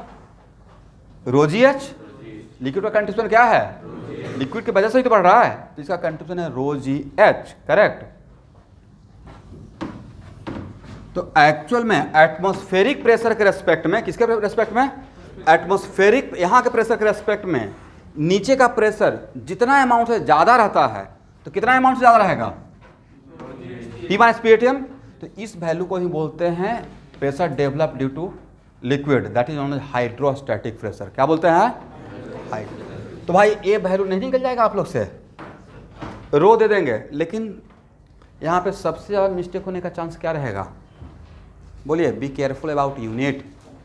हम लोग यूनिट के बारे में केयरफुल नहीं रहते हैं। ऑब्वियसली जी 9.8 क्या रहेगा?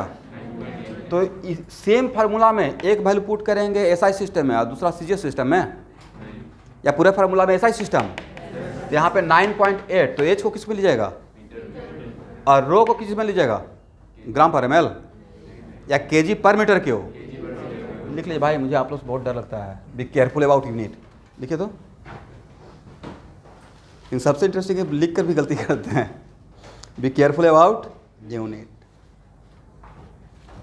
तो यहाँ एक मिनट, यहाँ पे value, it is very important to note that कि अगर यहाँ पे वैल्यू आया एसआई सिस्टम में पुट कर दिए, तब यहाँ पे प्रेशर का वैल्यू क्या लिखेंगे? यूनिट क्या लिखेंगे?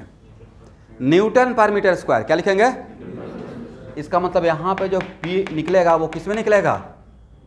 तो यहाँ पे न्यूटन पर मीटर स्क्वायर, तो इसके बदले कितना पुट कीजिएगा? 1। ये न्यूटन पर मीटर स्क्वायर था, इसका भी तो न्यूटन पर मीटर स्क्वायर, और 1 ATM इक्वल टू कितना न्यूटन पर मीटर स्क्वायर? 1। इसको रट लेना है। ऐसे तो होता है 1.013, बट अप्रोक्सीमेटली 1 × 10⁵ न्यूटन पर metre square. Correct?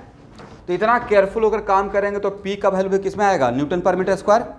But solve करने के लिए मुझे चाहिए एटीएम में, तो क्या करेंगे सर? पी जो आएगा बाद में उसको हम लोग उतना से डिवाइड कर देंगे। न्यूटन पर मीटर स्क्वायर को एटीएम में कन्वर्ट करने के लिए मान लेते हैं कि मैंने लिख दिया 6 × 10⁴ न्यूटन पर मीटर स्क्वायर, ये मेरा प्रेशर है। Then how much ATM? तो एटीएम में कन्वर्ट करने के लिए इसको किससे डिवाइड करेंगे? एटीएम हो जाएगा ना? ओके। इसका मतलब है कि यहाँ पे हम लोग यूनिट का ख्याल रखते हुए पी अगर लेट अस सपोज न्यूटन पर मीटर स्क्वायर में आ भी गया, अब मुझे गैसेस स्टेट का क्वेश्चन सॉल्व करना है जिसमें मुझे एटीएम लगेगा, यूनिट रहेगा क्या? एटीएम में चाहिए, तो उसको किससे डिवाइड करना है? इससे डिवाइड कर दीजिएगा। करेक्ट? ये रिलेशन है 1 ATM और Newton. This is relation between what? ATM and Newton. इसको बॉक्स में कर लीजिए। तो अब तो इस टाइप का क्वेश्चन सॉल्व कर सकते हैं, पूरा इन्फॉर्मेशन दे दिए। Okay.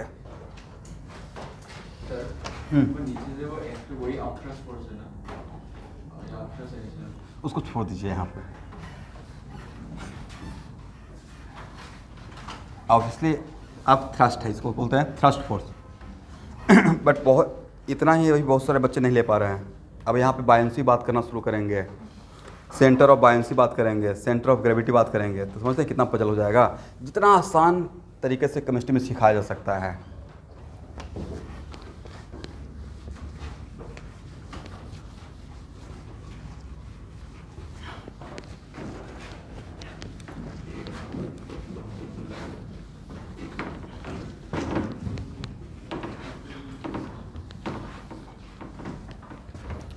Okay everyone,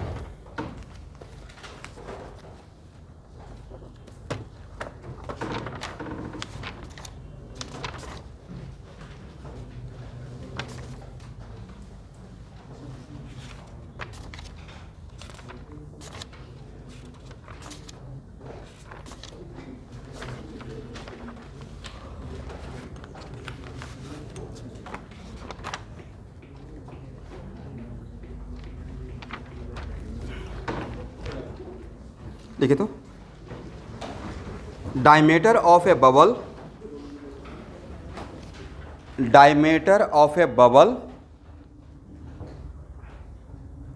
at the surface of a lake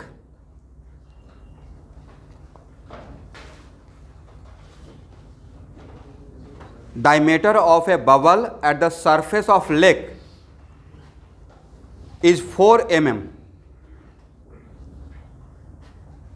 and at the bottom of lake is 1 mm and at the bottom of lake is 1 mm if atmospheric pressure is 1 atm, if atmospheric pressure is 1 atm, comma, and the temperature of the lake water and atmosphere are equal, and temperature of lake water and atmosphere are equal. full stop. What is the depth of the lake? What is the depth of lake?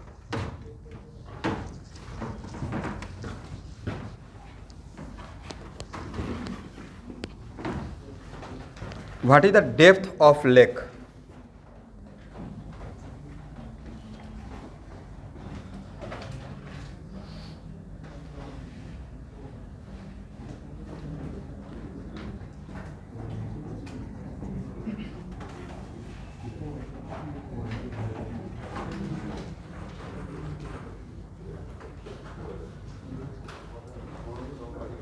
Solve कीजिए।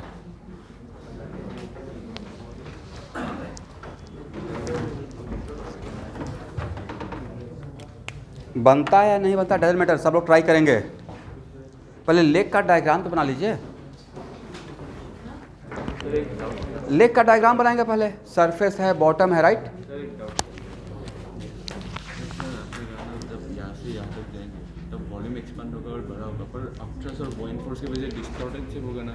उससे मतलब ही नहीं है, उससे छोटा नहीं, कोई मतलब नहीं है। मतलब यहाँ पर बबल का किसी कोई शेप रहेगा, मतलब इंटरनल फोर्स, बट एक्चुअल में जनरल छोड़ दीजिए।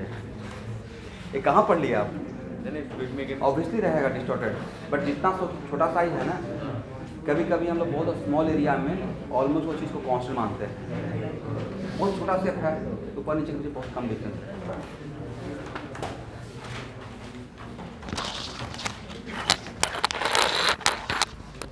मतलब ये सब चीज़ कोई सिखाएगा नहीं आपके लिए। सिर्फ यहाँ देखिए, क्या बात क्यों बनाइए।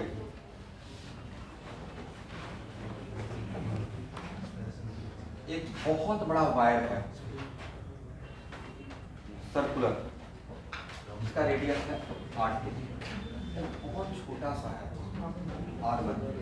अरे मेंशन कर दूंगा R2 ग्रेटर देन R1।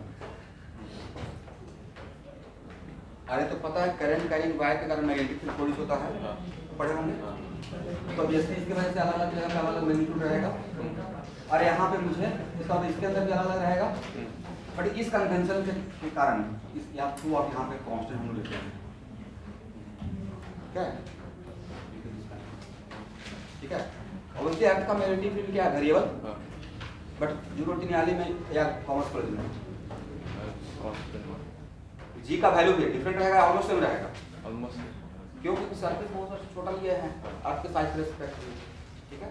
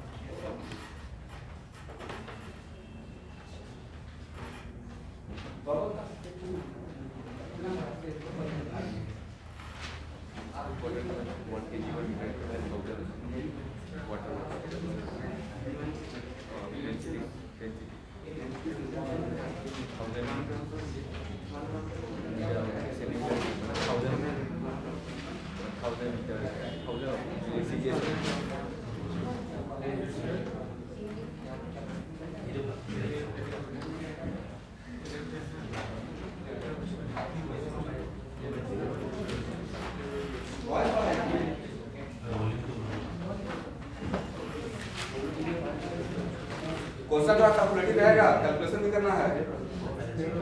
छोटा नहीं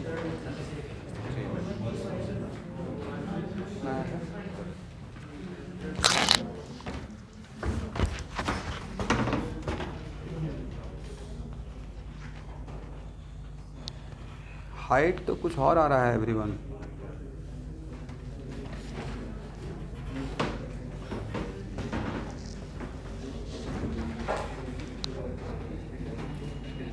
आप लोग एक कितना बढ़िया ऐड देखते हैं गूगल पे का, जल्दी करना है, जल्दबाजी नहीं। राइट, ऐड देखते हैं, सीखते नहीं वहाँ से। ये था ना ऐड, जल्दी करना है, जल्दीबाजी नहीं करना है।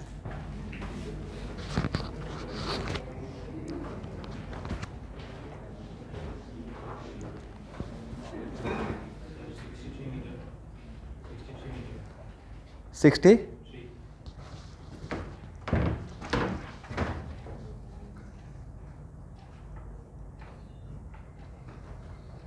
ये भी मुझे नहीं लगता कि सही है, फिर भी देखूंगा। इसलिए आपका बनाने का प्रोसेस क्या है वो चेक कर लेते हैं। जिनका भी बन जाएगा वो मुझे प्रोसेस दिखाइएगा। अरे ये तो समझ में आ गया कि क्वेश्चन बॉयज टॉप है पहले। Very good.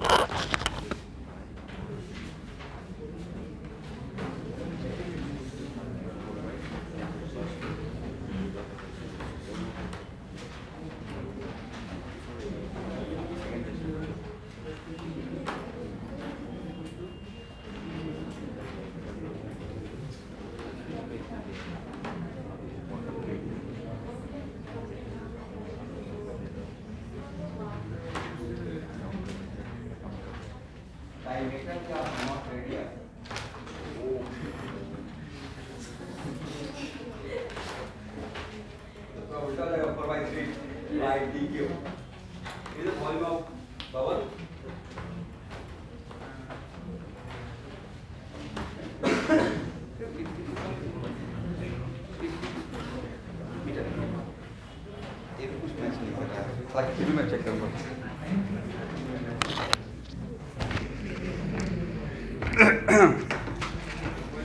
क्या आप लोग सॉल्व करेंगे या मैं सॉल्व करूं? सॉल्व करेंगे, वेरी गुड।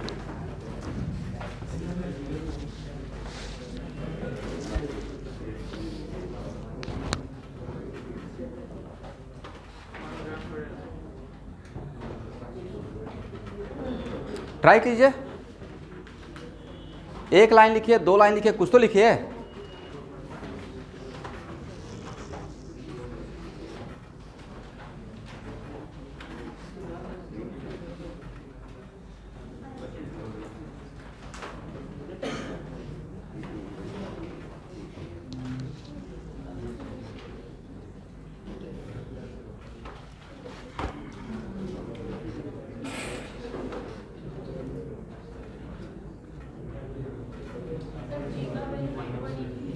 नहीं दिया हो तो 9.8 ही पकड़िए।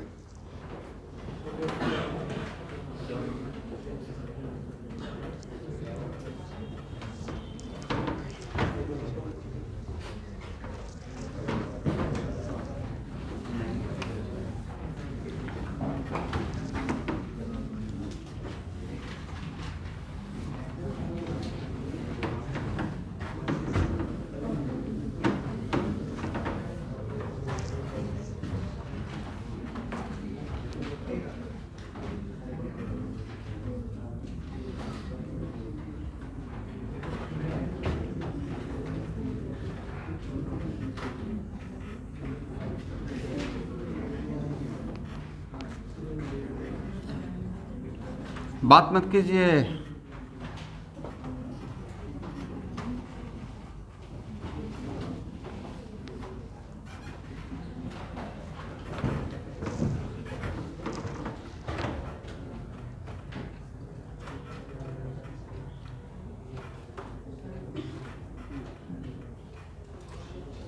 एक बार देख लेते हैं। ओके एवरीवन, अब हम लोग साथ में सॉल्व करते हैं। आपका टाइम ओवर। V1 निकल जाएगा कितना?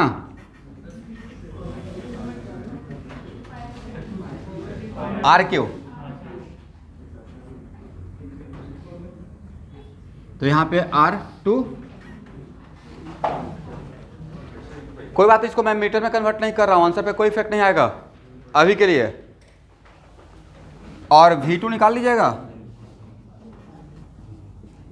स्फेयर का वॉल्यूम इतना ही होता है 4/3 पाई R कितना? हाफ। बट किस में आया पता है ना? MMQ। ए भी किस में रहेगा? MMQ। यहां से यहां के बीच में क्या बॉयल्स लॉ अप्लाई कर सकते हैं? क्वेश्चन में था, कंडीशन क्या था कि एटमॉस्फेयर का टेम्परेचर और लेक वाटर का डिफरेंट था या सेम था? तो टेम्परेचर इज कीपिंग। और जितना गैस यहाँ पे था उतना ही गैस तो यहाँ पे है। इसका मतलब है ये बिल्कुल बॉयल्स लॉ का क्वेश्चन है भाई, पूछा हुआ क्वेश्चन है। ये बिल्कुल डिजर्व करता है ऑब्जेक्टिव, एटलीस्ट एडवांस का। 2 मार्क्स तो बिल्कुल डिजर्व करता है, राइट। तो क्या लिख सकते हैं, P1 V1 equal to what, P2 V2, right. यहाँ पे इसको मान लेते हैं P1 कितना 1 ATM, तो 1 इंटू 4/3। देखिए मैंने इसलिए बोला था कि यहाँ पे इसका वॉल्यूम का यूनिट मैटर नहीं करेगा, क्योंकि यहाँ पे MMQ रहेगा, इस तरफ भी क्या रहेगा MMQ आपस में कैंसिल हो जाएगा। इक्वल टू P2 4/3 पाई कितना का Q, 4/3 पाई कैंसिल, और इसका MMQ कैंसिल, यूनिट क्या बचेगा, क्या ATM। तो P2 इक्वल टू क्या हो जाएगा सर, P2 इक्वल टू हो जाएगा 8 इंटू 8, सही है, इधर का 8 भी तो जाएगा, राइट। कितना ATM, यहाँ तक कौन कौन लोग पहुँचे हैं एटलीस्ट, वेरी गुड। और विथ 64 ATM, तो क्या हम लोग P2 minus P1 equal to rho GH लिख सकते हैं, P2 minus P1 equal to what, rho GH, कोई प्रॉब्लम। अब P2 कितना ATM, P1 कितना 1 ATM equal to what, rho GH। इतना आसान तो था, इसको हटाएं, डायग्राम हटाया जाए। तो मैंने डायग्राम ऐसे बनाने के लिए बोला था, ऐसे नहीं। देखिए डायग्राम बनाने से बहुत कुछ क्लियर हो जाता है ना कि ओके क्वेश्चन का थीम ये है। रिप्रेजेंटेशन भी तो कोई चीज़ है। मानते subjective exam, 1 minute, subjective exam रहेगा, आपका सॉल्यूशन देखकर अच्छा लगना चाहिए टीचर को, क्योंकि टीचर ऐसे ही मतलब इरिटेट होते रहते हैं कॉपी चेक करते करते, और आप ऐसा लिखे हैं कि उसको आप ही नहीं पढ़ पा रहे, बेचारे वो क्या पढ़ेंगे। मतलब एक बात यहाँ लिखे और दूसरा बात PTO करके दूसरे पेज में लिख रहे हैं, सीक्वेंस ही नहीं बैठ पा रहा, राइट।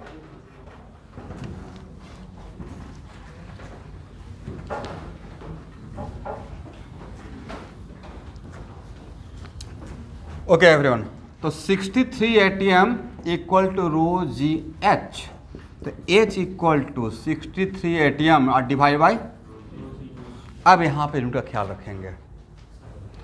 63 ATM का मतलब इतना कर सकते हैं, ATM को न्यूटन पर मीटर स्क्वायर में कन्वर्ट करते हैं। अभी लिखे था ना, बी केयरफुल अबाउट यूनिट, कर दें, करेक्ट है। यहाँ तक कौन कौन लोग मिस्टेक किया यहाँ पे आकर लीजिए।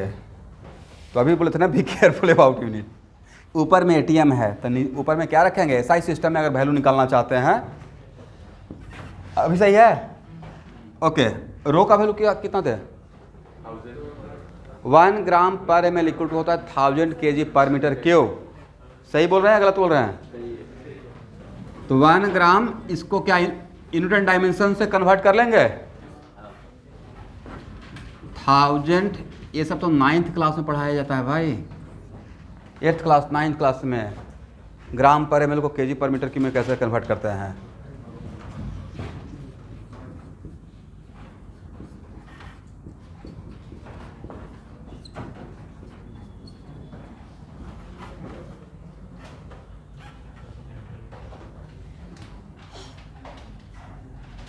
चलिए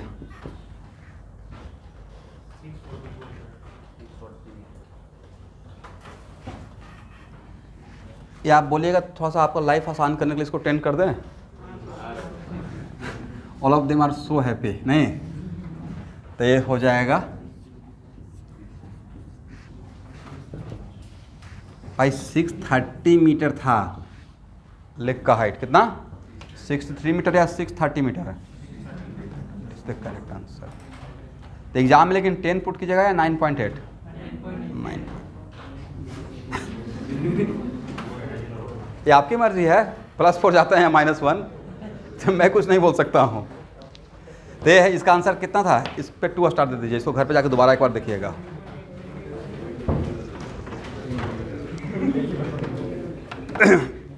बट अब तो 1 मिनट, फर्स्ट टाइम नहीं आया, अब तो सेकेंड टाइम कहीं भी असाइनमेंट वगैरह कहीं भी क्वेश्चन में मिलेगा, बन तो जाएगा। बॉयज़ क्लब पहले लगा देंगे, राइट, बट उसमें टेम्परेचर एटमॉस्फेयर का और वाटर का सेम रहना चाहिए, करेक्ट, और थ्रू आउट वाटर का सेम रहना चाहिए। हालांकि ऐसा होता नहीं है, ठंडे के मौसम में ऊपर का पानी थोड़ा गर्म रहता है, नीचे का पानी थोड़ा ऊपर का ठंडा रहता है, नीचे का पानी थोड़ा क्या होता है, गर्म रहता है। बट हम लोग इनफॉर्मली आइडियली मान लेते हैं। और ये भी पता चल गया कि बबल ऊपर जाएगा तो साइज बड़ा होगा, बबल नीचे आएगा तो साइज छोटा होगा, due to which pressure, hydrostatic pressure. तो आज का क्लास इतना है, मिलते हैं 10:30 में कैलोरीमेट्री के साथ।